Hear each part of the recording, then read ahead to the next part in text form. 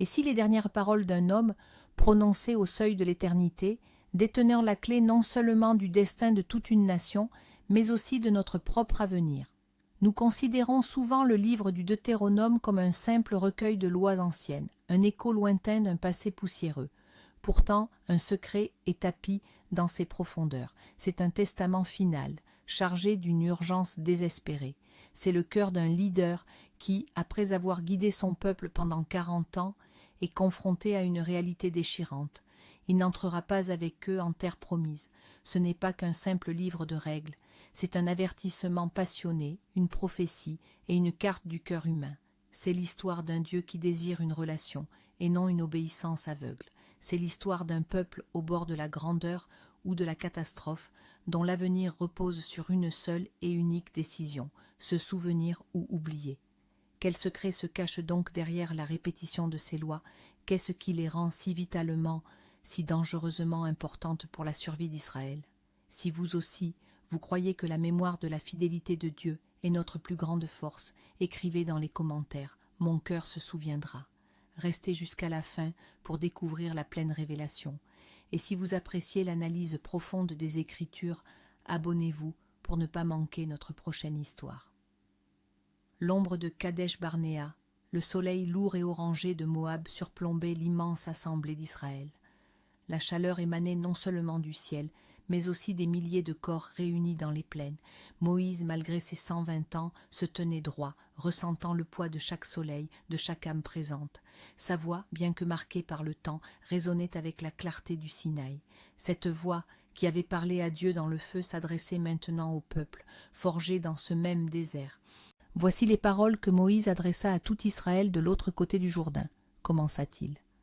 Le silence qui s'ensuivit n'était pas seulement un signe d'obéissance, mais une attente chargée d'histoire.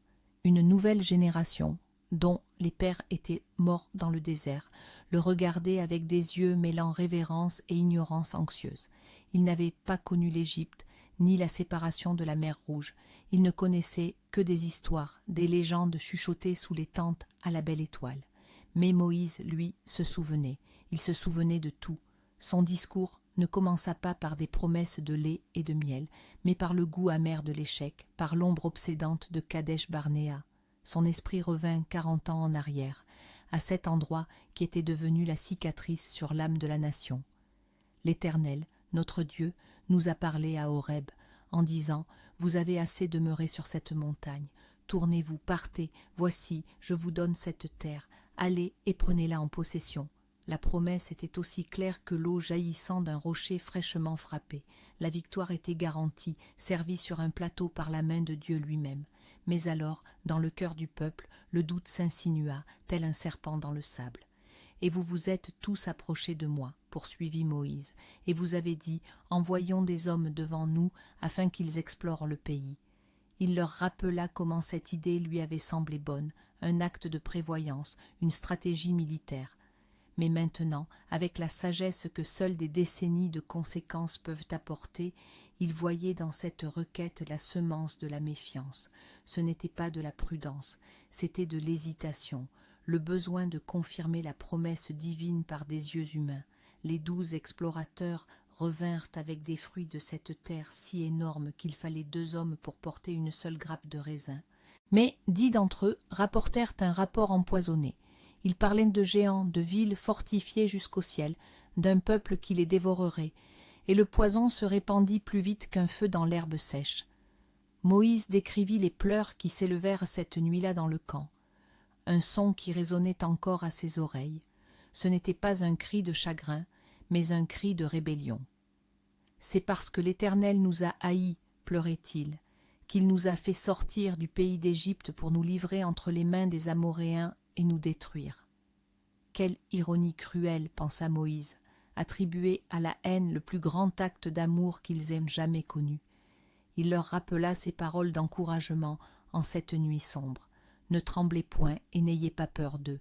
L'Éternel votre Dieu marche lui-même devant vous, il combattra lui-même pour vous. » Il leur rappela le désert, comment Dieu les avait portés comme un homme porte son fils, mais leur foi fut remplacée par la peur, et la peur engendra la rébellion. Le verdict divin fut prompte et terrible. Aucun de ces hommes, de cette génération mauvaise, ne verra le bon pays que j'ai juré de donner à vos pères. Tous ceux qui avaient plus de 20 ans, à l'exception des fidèles Caleb et Josué, mourraient dans le désert. Leur corps marquerait le chemin de 40 années d'errance. En racontant cette histoire, Moïse ne donnait pas seulement une leçon d'histoire, il opérait à cœur ouvert la nouvelle génération. Il voulait qu'ils ressentent la douleur de l'occasion manquée, qu'ils comprennent que l'obéissance n'est pas un fardeau, mais la clé qui ouvre la porte de la promesse, qu'ils voient que le véritable géant à craindre n'est pas un descendant d'Anak, mais le géant de l'incrédulité niché dans leur propre cœur. L'ombre de Kadesh-Barnéa n'était pas qu'un souvenir. C'était un avertissement pour l'avenir, un avenir qui n'était qu'à une traversée du Jourdain, la longue errance dans le désert. Le récit de Moïse continuait de couler, telle une rivière, à travers la mémoire collective du peuple. Le verdict était tombé, et l'horizon, qui avait autrefois scintillé de la promesse de Canaan, s'était refermé, se changeant en un cercle infini de sable et de roches.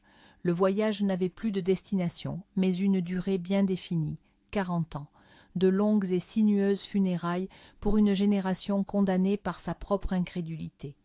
Moïse leur rappela la présomption qui avait suivi cette sentence. Repentis de leur lâcheté, les guerriers, dans un accès d'orgueil et de désobéissance, avaient décidé d'attaquer les Amorites. « Nous avons péché contre l'Éternel », avait-il déclaré, « allons et combattons. » Mais il était trop tard. Un repentir né de la punition plutôt que de la conviction n'est qu'une autre forme de rébellion. Dieu les avait avertis par l'intermédiaire de Moïse. « Ne montez pas et ne combattez pas, car je ne suis pas au milieu de vous. » Mais ils n'avaient pas écouté. La défaite fut humiliante et totale. Les Amorites les poursuivirent comme des abeilles, les dispersant et les massacrant. C'est ainsi que commença le long périple. Et nous nous tournâmes et partîmes dans le désert, vers la mer Rouge, comme l'Éternel me l'avait dit, et nous fîmes le tour du mont Séhir pendant de nombreux jours. Moïse marqua une pause. Ces nombreux jours n'étaient pas des jours de progression, mais des jours de châtiment, des jours à marcher en cercle, tandis que la génération se flétrissait lentement sous un soleil impitoyable. Mais même en cette période de jugement, le récit de Moïse révélait un secret caché du caractère de Dieu, sa souveraine providence et son étrange miséricorde. Il leur rappela comment Dieu leur avait ordonné de se diriger vers le nord, vers le pays des descendants d'Ésaü, leurs frères, les Édomites. Et l'instruction divine était surprenante. Ne cherchez pas la guerre avec eux, car je ne vous donnerai rien de leur pays, pas même un pied de terre, parce que j'ai donné la montagne de Séhir en propriété à Ésaü. Là, au milieu du châtiment d'Israël, Dieu démontrait sa fidélité à une promesse faite des générations auparavant. La même chose se produisit avec les Moabites et les Ammonites, descendants de Lot. Il était interdit à Israël de toucher à leurs terres. Moïse enseignait à la nouvelle génération que leur statut de peuple élu ne leur donnait pas le droit de conquérir le monde entier. Le monde appartient à Dieu, et c'est lui qui distribue les territoires selon sa volonté. La longue errance n'était pas seulement une période d'attente et de mort, c'était une école dans le désert. Ils apprenaient la souveraineté de Dieu sur toutes les nations. Et pendant tout ce temps, comme le rappela Moïse, l'Éternel, ton Dieu, a été avec toi, tu n'as manqué de rien. Leurs vêtements ne s'usaient pas, leurs pieds ne gonflaient pas. La manne quotidienne, la colonne de nuée et de feu, la présence de Dieu se maintenait, même lorsque la promesse de la terre était reportée. Ils étaient sous jugement, mais restaient sous sa garde. Ils étaient châtiés, mais n'étaient pas abandonnés. L'errance prit fin lorsque le dernier membre de la génération condamnée rendit son dernier soupir. Et quand tous les hommes de guerre eurent disparu, cita Moïse, l'Éternel me dit, « Levez-vous, partez et traversez le torrent de l'Arnon. » L'attente était terminée. Le désert avait accompli son sombre dessein et la voie vers la terre promise était de nouveau ouverte devant eux. Victoire à l'est du Jourdain. Le ton de Moïse avait changé. La mélancolie des souvenirs laissait place au fracas de l'acier et aux cris de guerre. La nouvelle génération, élevée au son des récits de défaite, était sur le point d'entendre parler de la victoire. La première épreuve se présenta à la frontière du torrent de l'Arnon. Là régnait Sion, roi des Amoréens, depuis sa forteresse de Hesbon.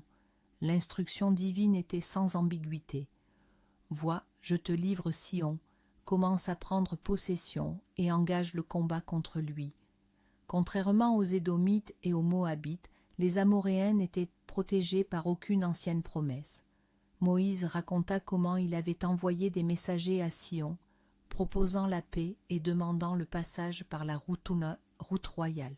C'était pour Sion une chance d'échapper au jugement divin.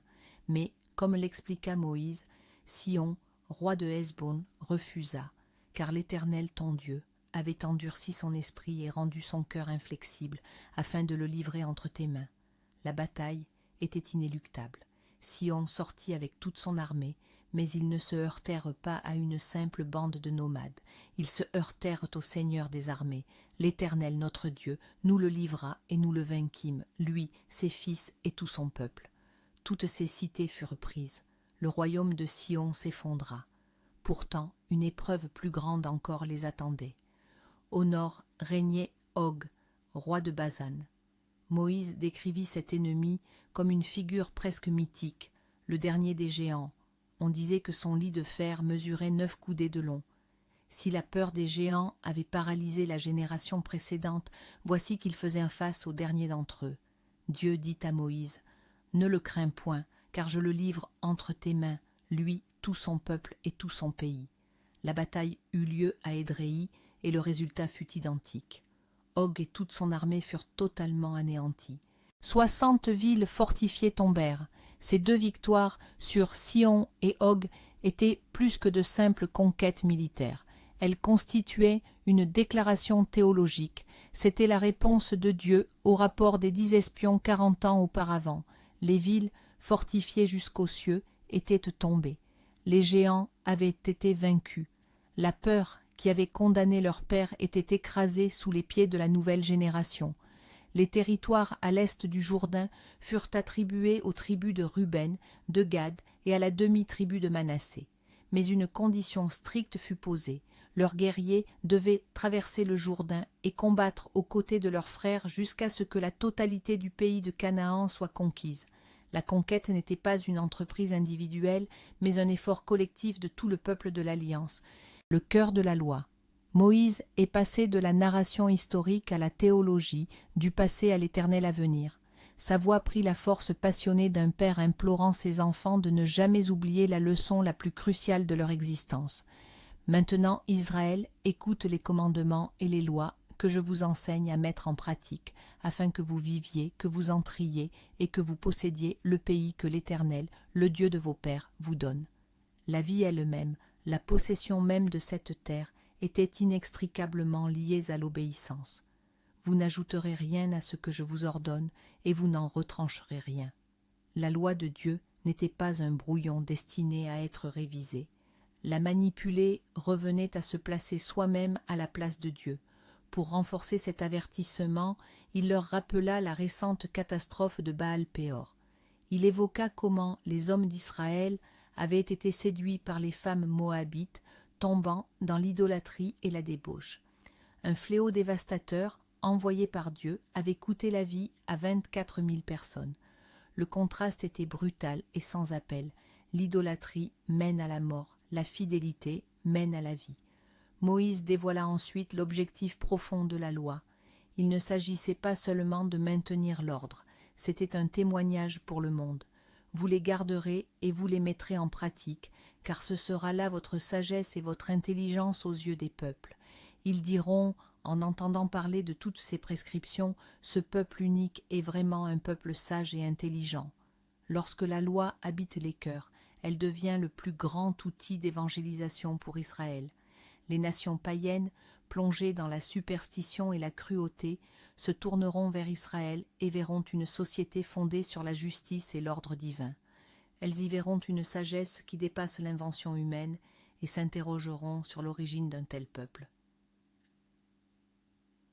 Quelle est, en effet, la grande nation dont les dieux soient aussi proches que l'Éternel notre Dieu l'est de nous chaque fois que nous l'invoquons? Les dieux des nations étaient distants, faits de bois et de pierre, Mais le Dieu d'Israël est un Dieu qui marchait avec eux, leur parlait et répondait à leurs prières. Cependant, cette position privilégiée comportait aussi un grand danger, l'oubli. Seulement, prends garde à toi et veille attentivement sur ton âme, de peur que tu n'oublies les faits que tes yeux ont vus. L'oubli était l'ennemi majeur. Le confort de la vie en terre promise, l'influence des cultures environnantes, tout conspirerait à effacer le souvenir des œuvres puissantes de Dieu. C'est pourquoi Moïse leur ordonna d'enseigner cela à leurs enfants et aux enfants de leurs enfants. La foi devait se transmettre de génération en génération, non comme une tradition morte, mais comme une histoire vivante et transformatrice. Le schéma, le secret révélé. Après avoir confirmé les termes de l'alliance, les 10 commandements, Moïse s'est attaqué au cœur même de la foi d'Israël. Il a résumé toute la loi et les prophètes en un seul commandement, destiné à devenir la confession centrale du judaïsme. Sa voix est devenue plus intime, plus pressante. Écoute, Israël, l'Éternel est notre Dieu, l'Éternel est un. Cette déclaration, connue sous le nom de schéma, était révolutionnaire dans un monde polythéiste. Elle ne disait pas simplement que le Dieu d'Israël était le plus puissant, elle affirmait qu'il est le seul Dieu. Tous les autres dieux ne sont que des illusions, des idoles inertes. Cette unicité de Dieu exigeait une réponse unifiée de la part du cœur humain. Tu aimeras l'Éternel, ton Dieu, de tout ton cœur, de toute ton âme et de toute ta force.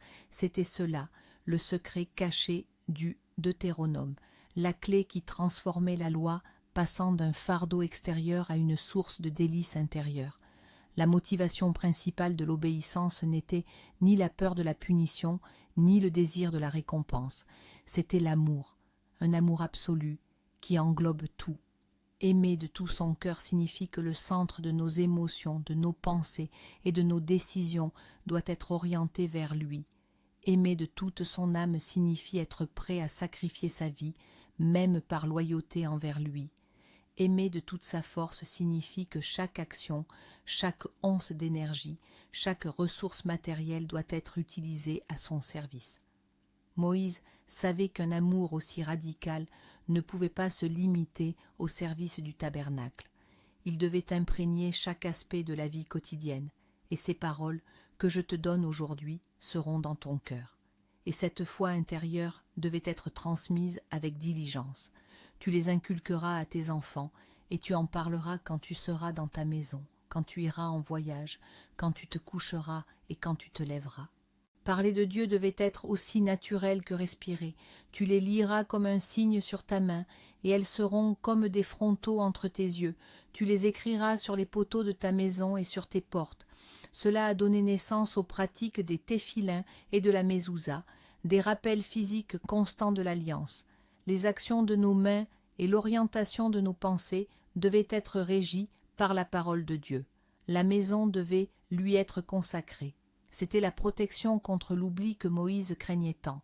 Lorsqu'ils entreraient dans la terre promise, lorsqu'ils vivraient dans des maisons qu'ils n'avaient pas bâties et mangeraient les fruits de vignes qu'ils n'avaient pas plantés, la tentation d'oublier le donateur de tous ces présents serait immense. Le schéma n'était pas seulement un commandement, c'était une invitation à une relation des plus profondes, une relation d'amour total avec le seul vrai Dieu. Le choix, bénédiction ou malédiction. Le discours de Moïse touchait à son apogée. Il avait passé en revue leur histoire, exposé la loi et exploré les profondeurs de la relation d'alliance. À présent, il ramenait tout à un choix fondamental, un moment décisif qui allait sceller le destin de la nation. « Vois, je mets devant vous aujourd'hui la bénédiction et la malédiction, déclara-t-il, sa voix portant le poids de l'éternité. Le choix était limpide, binaire, sans zone grise. La bénédiction s'ils écoutaient les commandements de l'Éternel, et la malédiction s'ils s'écartaient du chemin pour suivre d'autres dieux. Pour graver ce choix dans le paysage physique et dans la conscience nationale, Moïse leur donna des instructions précises pour une cérémonie solennelle. Celle-ci devait se tenir au cœur de la terre promise, dans la vallée située entre deux monts, le mont Garizim et le mont Ébal. Ces deux montagnes deviendraient le théâtre naturel de la dramatisation de l'Alliance. Vous prononcerez la bénédiction sur le mont Garizim et la malédiction sur le mont Ébal. 6 tribus devaient prendre place sur les pentes du mont Garizim, traditionnellement décrites comme vertes et fertiles, pour prononcer les bénédictions. Les 6 autres se tiendraient sur les flancs du mont Ébal, arides et rocailleux, pour proclamer les malédictions. Les Lévites, eux, se tiendraient dans la vallée, entre les deux, et chaque proclamation de malédiction contre les péchés serait accueillie par un « Amen » retentissant de la part de tout le peuple. En disant « Amen », ils ne faisaient pas qu'accepter la justice de la punition. Ils appelaient cette malédiction sur eux-mêmes en cas de désobéissance. Cette cérémonie était un chef-d'œuvre pédagogique. Elle transformait la loi d'un simple texte écrit en une expérience vivante et multisensorielle. Plus tard, lorsque l'apostasie les tenterait, l'écho de cet « Amen » devait résonner au plus profond de leur conscience.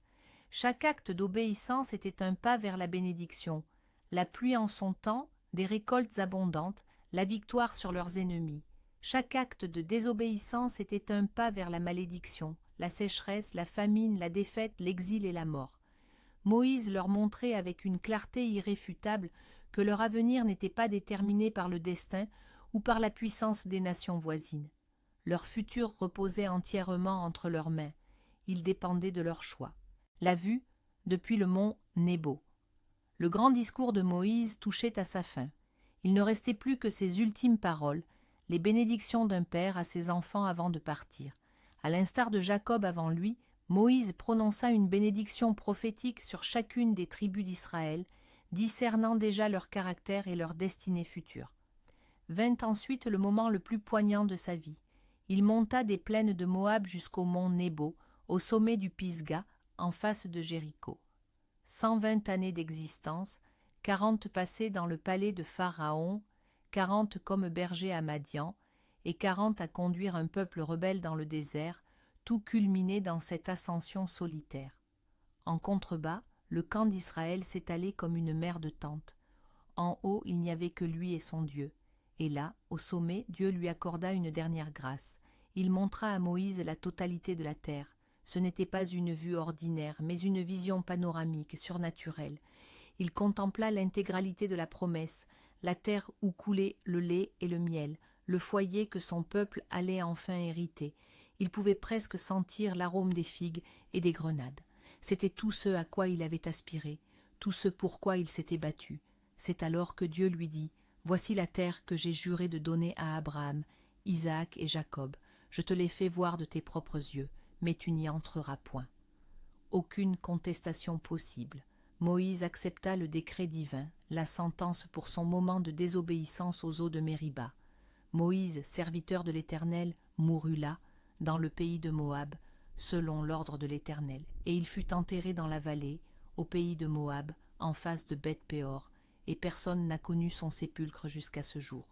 Dieu lui-même prit soin de sa sépulture, dissimulant sa tombe, afin qu'elle ne devienne pas un lieu d'idolâtrie.